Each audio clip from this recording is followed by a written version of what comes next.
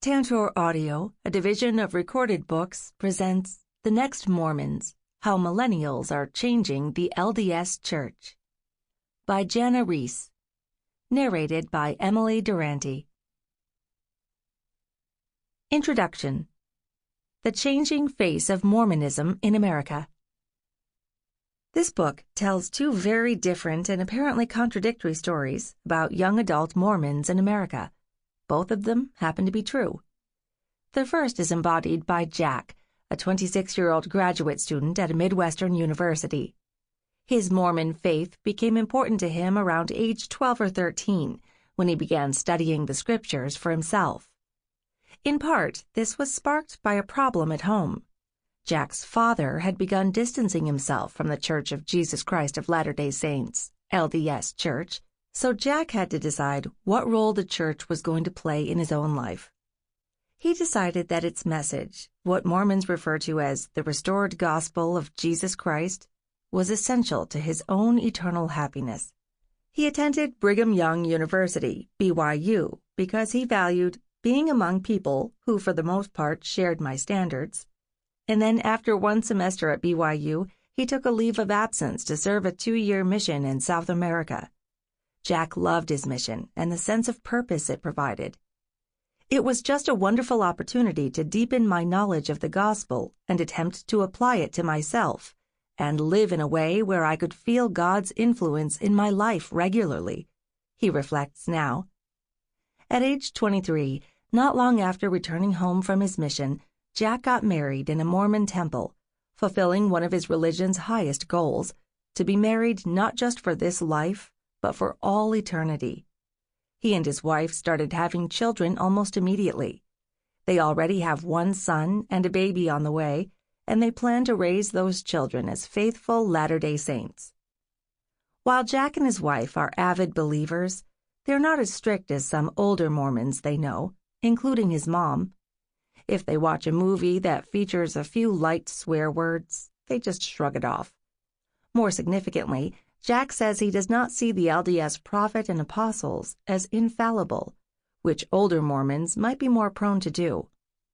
I don't think the church will ever derail completely and go in a direction that's contrary to God's will, but that said, I think there is room for error, he explains. We shouldn't expect perfection from ourselves, from our leaders, or from the church as a whole. But when asked where he falls, on a scale of 1 to 10, where a 10 means he will always stay a Latter-day Saint, and a 1 means he will someday leave the church, Jack doesn't hesitate a moment to declare himself a 10. He is all in, a fully committed Mormon. The second story is illustrated by Emily, who, like Jack, grew up in a large LDS family. An 8th-generation Mormon, Emily had Orthodox parents who took her to church each week, got her involved in LDS youth activities, and forbade her to drink caffeinated soda. In her family, a significant focus was placed on being, or at least acting, happy. Emily's mother had a sign in her house that said, "If you're unhappy, you're ungrateful." Although Emily sometimes struggled with anxiety and depression, her parents didn't think it was a real thing, so she did not get treatment. When Emily went to a state university in Utah, it never crossed her mind to stop going to church. Church was what she had always done, and she enjoyed it.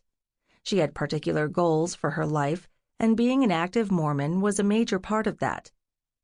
I just expected to go to school, meet my husband, get married, and then be a stay-at-home mom. But that did not happen. When she turned 30, she was distressed to still be single in a religion that heavily emphasizes marriage and children. Now 34, she endured a recent breakup and says that in the aftermath her shelf broke, using a term that is common among Mormons who begin to question their faith. Emily felt emotionally vulnerable, and her doubts about Mormonism, which she had long suppressed, began taking center stage. She had previously tried to cure her mental health problems by praying and attending the temple, but that had never worked. She also felt unmoored when in November 2015, the LDS Church instituted a new policy that, among other things, prohibited any children who were in the custody of same-sex couples from being baptized or blessed. Emily simply did not understand it. She continued trying to go to church, but the religion's teachings about gay people bothered her. Emily eventually stopped attending church and wearing her temple garments, the special underclothing that adult Mormons wear after going through the temple the first time. She still puts them on for family functions, worried someone might notice if she does not have telltale garment lines under her clothing. She's not sure she can call herself Mormon anymore, which grieves her. And she knows it will sadden her parents when she can muster the courage to tell them, especially her mother. One of the accomplishments for stay-at-home moms is to be able to say, all of my children are still in the church and have married in the temple, and I hate taking that accomplishment away. But Emily can't deny that she feels profound relief now because going to church had begun to cause her pain. She has gotten therapy, which has helped with her depression, and she says she feels more at peace and closer to God than she did when she was a TBM, a true believing Mormon. I know that in my former TBM ways, and in the eyes of my family, not going to church is a sin. I don't pay tithing anymore. All the things I don't do anymore, like I don't read my scriptures, those were considered such horrible things to not do. But all the time I was doing all those things, I never felt this much love, not like I do now. Emily says she is a 3 on the 1 to 10 scale of her predicted future church activity. She doesn't think she's coming back, but she doesn't rule it out. Jack and Emily represent 2 very different trajectories for the millennial generation of Latter-day Saints. This book uses survey data, historical research, and in-depth interviews to explore those forking paths.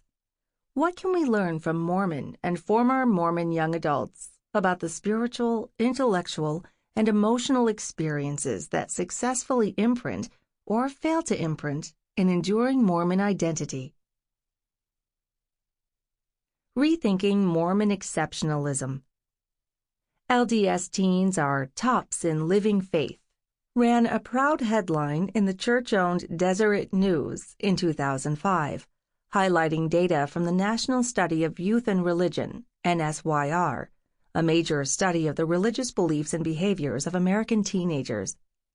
Lead researcher Christian Smith and others found that compared with other religiously identified teens, Mormon youth were more likely to hold religious beliefs similar to their parents, share their faith with others, pray regularly, and discuss religion in their families.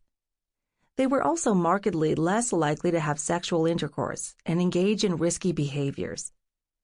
This groundbreaking study generated other books that presented positive findings about Mormons alongside discouraging news about many other teens who had embraced a watered-down and vague, moralistic, therapeutic deism in the place of traditional doctrine, and were indifferent to rigorous spiritual practices that required time and sacrifice. Mormon kids, said NSYR researcher Kenda Creasy-Dean in a chapter of her book called Mormon Envy, were the spiritual athletes of their generation, often rolling out of bed before dawn to attend weekday seminary classes, religious instruction for high schoolers, and using their adolescence to prepare for a full-time mission. The admiration of these researchers was palpable, and I'm not questioning that it's well-deserved. As a Mormon myself, of course I am gratified to hear that my church is producing young people who place a high value on service and are devoted to their faith. I've seen it firsthand and in my own research, which focuses not on adolescents, but on young adults. There's abundant evidence that young Mormons are often profoundly religious and that many make great sacrifices to practice their faith, often contributing up to 2 years of unpaid labor as volunteer missionaries and paying 10% of their income as tithing. There's another side to this, though, which is that the number of young adults who are leaving Mormonism appears to be rising sharply. Some minority groups, such as singles and LGBT members, appear to be more vulnerable to leaving Mormonism than those who are married and straight. How is the Church's well-known emphasis on the traditional family, which was such a successful calling card in the second half of the 20th century, being received in the 21st, when social constructions of family are changing rapidly in American culture, and women's roles have been redefined? I also address how different generations of Mormons feel about religious behavior, political issues, and institutional authority. There is evidence that millennials who remain in the Church are less exacting about some, not all, of its religious practices, especially church attendance and dietary restrictions, even if they consider themselves orthodox or what Mormons call active. There are also indications that those who disaffiliate may do so for reasons that are as political as they are theological. It's not that these young adults have abandoned belief in God, but that the Church's conservatism on social issues has become an obstacle to their continued participation. Although it seems paradoxical, Emily's story is as true as Jack's tale of steadfast religiosity. Those young adults who remain in the LDS Church are in many ways as devout as ever, but defections are also increasing. Over the past decade, both the Pew Research Center and the General Social Survey, GSS, have noted a quietly rising tide of disaffiliation from the LDS Church in the United States. Pew discovered that in 2007, 70% of respondents who had been in the LDS Church in childhood still self-identified as Mormons as adults. But in 2014, that figure had dipped to 64%. Among millennials, the rate of retention was slightly lower still, at 62%. Note that this does not gauge how often they attend or how active they consider themselves to be, only that they claim the label Mormon or LDS when asked their religion. The GSS shows more dramatic losses among Mormons and confirms that much of this change is being driven by Generation Xers and millennials. Drawing on 4 decades of longitudinal data from the GSS, social scientist Darren Shirkett has reported that Mormons have high rates of loyalty in generations born prior to 1971, but the declining retention rate ranks Mormons among the least loyal groups in the youngest generations. Mormonism used to keep about 3/4 of its adherents. Among young adults, it is now retaining less than half. There are reasons to be cautious about this finding because the GSS does not include a large number of Mormons for each generation. That's particularly true of millennials, those born in the 1980s and 1990s. That does not mean the GSS is unreliable for understanding Mormonism's basic trajectory of losses, however. If we combine the millennials and Gen Xers together in the GSS, we get a larger sample of over 200 people and thus a lower margin of error. The combined retention rate of those two generations is 57%, which is significantly lower than the roughly 3/4 of Mormons from older generations who remained in the fold, but higher than the 46% the GSS records for the small number of millennials it includes. Clearly, there is evidence that in the United States, more young adults are leaving Mormonism than they did in the past. We should keep in mind that this is due in part to the environment of widespread religious disaffiliation that is occurring in America. It is not unique to the LDS Church. In recent years, according to the Public Religion Research Institute, the rate of young adults self-identifying as nuns, or people with no religious affiliation, has climbed to 39%, the highest proportion in recent U.S. history. Almost every organized religion is experiencing losses in this new climate. It's important that when we talk about Mormonism in America, we remember the "in America" aspect, a wider context that is too often neglected. From the 1950s to the 1980s, many proud Mormons talked about the miracle growth their church was experiencing. And indeed, Mormon growth often hovered between 4 and 8% per year in those decades, outstripping general population growth several times over. What the miracle growth stories often failed to mention was that many other religions also thrived in America during these same decades. The immediate post-war environment was strong for mainline Protestants and Catholics, and the 1970s and 1980s were particularly hospitable for evangelicals. Most of those religions are shrinking in the 21st century. Mormonism, too, has not been immune, even if its problems with disaffiliation are more recent. It's tempting to fixate on things the LDS Church is or is not doing as the primary explanation for those membership losses, arguing that the Church is alienating young people with its anti-gay rhetoric, its treatment of women, and its superannuated leadership. While this book presents statistical evidence that some of those reasons do factor into why more millennials are leaving the LDS Church, a major explanation for disaffiliation is the changing religious landscape in America. Mormonism is not an island. In fact, compared to some other religions, Mormonism is not doing too badly. Mormonism's U.S. growth rate of 0.75% in 2017, kept in positive territory by still higher than average fertility among Mormons, is actually somewhat enviable when compared to, for example, the once thriving Southern Baptists, who have bled out more than 1 million members in the last 10 years. Mormonism is not yet declining in membership, but it has entered a period of decelerated growth. In terms of congregational expansion, the LDS Church in the United States added only 65 new congregations in 2016, for an increase of 0.5 percentage point.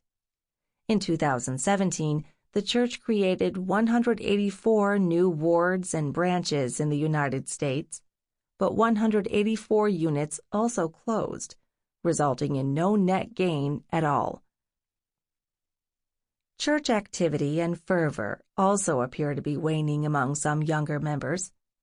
In a leaked video of a 2008 meeting of the top leaders of the LDS Church, internal research was presented, indicating that only 30% of young single adult Mormons in North America could be considered active participants. This would include both those who no longer self-identify as Mormon but are still on the official rolls, and those who continue to call themselves Mormon but do not attend meetings. That fewer than a third of single millennial Mormons attend church regularly is a startling revelation for a religious movement whose most visible exponents are young adults who give 1.5 to 2 years of their lives to serve unpaid missions, a remarkable sacrifice of time, money, and energy. Based on the findings of both Pew and the GSS, we can say with confidence that Mormon retention is declining from one generation to the next, and that the LDS Church is losing a greater share of young adults than it has in the past. We appear to be looking at a current retention rate of 50 to 60%. Given other research on disaffiliation among the youngest millennials and Generation Z, this may drop further as younger people age into the data pool, cohort replacement. Mormonism is exceptional in many ways, but it is not able to wholly resist the larger forces at work in American religion. The Next Mormons Survey. To dig deeper into these trends, political scientist Benjamin Knoll and I created the Next Mormons Survey, NMS, a major national study of 1,156 Mormons and 540 former Mormons. We wanted to understand who Mormons are, what they believe, and what generational differences may pertain among them. What can we say about the attitudes and beliefs of Mormons who stay versus those who leave? How do those two groups compare? And how do 4 generations of Latter-day Saints respond to questions about faith, practice, and social views? We sought answers to many questions. For example, are millennials more likely than older generations to value LGBT inclusion and believe that same-sex marriage is socially acceptable? Chapter 7. Are they less likely than older Mormons to privilege institutional authority and obedience? Chapter 10. And are they postponing marriage and childbearing, despite the clear pro-family message that is a cornerstone of the Church of Jesus Christ of Latter-day Saints? Chapter 4. Some of the answers to these questions were what we expected, but many surprised us. The NMS used slightly different generational parameters than general social survey data. The year-to-year cutoffs that researchers select for each generation may seem arbitrary. Why is someone born in 1998 still regarded as a millennial when her younger sibling, born just 2 years later, is branded as being from Generation Z? The NMS largely followed Pew's methodology for distinguishing each generation so that we would be able to meaningfully compare our data with research that Pew has already done on Mormons in America and on millennials. Other surveys may have slightly different generational boundaries, but the basic contours are the same. We speak of generations or cohorts because each group is united by certain shared experiences and often by shared values. Though an individual born at the tail end of Gen X in 1979 may have more in common with the millennials, while one born on the vanguard of Gen X in the mid-1960s may feel more comfortable with the values of the baby boomers. While members of each generation share some common traits and views, there is also great variation. In most of the NMS results explained in this report, we have combined the baby boomer and silent generations into a single boomer/silent cohort, since there were not enough members of the silent generation for that cohort's results to be statistically reliable when considered alone. Occasionally, I'll make reference to the silent generation's responses in comparison to the other 3 generations under consideration, but the small sample size of silent members means that those results should be interpreted with caution. While there is excellent reason to be confident that the NMS data is comprehensive and reliable, the study does have 3 limitations. First, this survey only focuses on the United States. All of the data in this book is about Mormons and former Mormons in America. There are significant and often interesting differences that social science research is only beginning to tease out about Mormons in other nations, but those will not be addressed here. Second, while this is a large enough sample that we can draw meaningful conclusions about Mormon beliefs and attitudes, we must always be aware that when we slice the data into smaller subsets, only millennial Mormon women, for example, or only African American Mormons, the margin of error rises accordingly. Therefore, we are always going to be more confident about findings that emerge from the entire sample or from large subsamples of several hundred people, such as each generation of current Mormons. Finally, the NMS is a snapshot in time, and it is not longitudinal. To supplement it, I draw frequently on longitudinal data from other studies, like exit polls showing Mormon voting patterns since 1992, to point to change over time and possible generational effects. But many of the questions in the NMS have never been asked before, so we have no previous benchmarks to compare findings about. For example, temple garment habits, Chapter 3, or views on authority, Chapter 10. In those cases, I can point to current generational differences, which are sometimes profound, but not necessarily draw conclusions about generational change. As we'll see, many young adult Mormons are intensely loyal to the Church, but they also struggle with whether they will be able to live all the commandments of a strict Mormon lifestyle, resolve doctrinal questions about various controversies in Mormon belief or history, and, a persistent theme, reconcile the tensions they feel between exclusivist claims and their generation's generally inclusive, tolerant, and open-minded worldview. The high standards of personal morality and clear emphasis on the heterosexual nuclear family that served Mormon interests so well in the national religious retrenchment of the post-war period may be the very elements that prove to be stumbling blocks for the next generation. Part 1. Foundations. Chapter 1. The Continuity of Religious Belief. When Daniel, now 28, was 8 years old, he and his twin brother were baptized and confirmed as members of the LDS Church. At the time, getting baptized was just another item on the checklist for a Mormon boy. It wasn't a decision Daniel thought much about. Nor did he wonder seriously about whether to be ordained to the priesthood at age 12.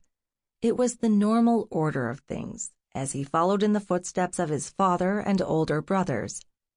He didn't question the religion taught to him, nor did he claim it fully and personally as his own. He also had a secret known only to his twin brother. He had discovered pornography online. Though he felt terribly guilty about it, looking at porn gradually became a focus of his early adolescence, as did hiding that secret. "I played the Mormon card very well," he says.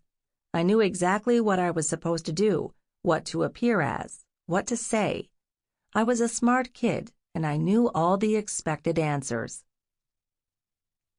His feelings about Mormonism changed during his sophomore year of high school, when he met a girl who simply exuded happiness. He found himself wanting to spend as much time with Jana as possible to learn the secret of her joy. "I came around to realizing it was because of the gospel, because of the church. That was enough to compel me to do some of my own searching."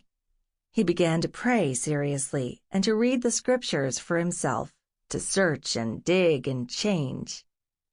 LDS President Gordon B. Hinckley had challenged members to read the Book of Mormon in its entirety by the end of that calendar year, so Daniel did that and prayed to know whether it was true.